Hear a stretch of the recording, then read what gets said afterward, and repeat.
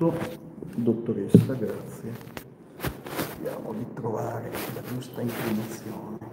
Spero che resista. Ok, facciamo così. Così siamo certi. Eccoci qua. Come si chiama, dottoressa? Mireia Peruzzi.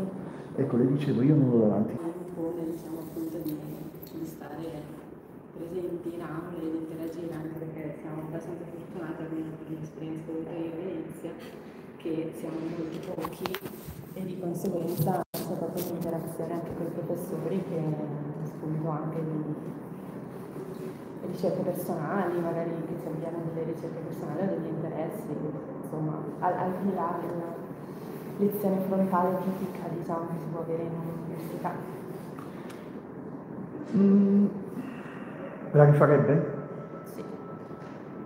Quindi è proprio la sua passione, proprio. Sì. Non capisco.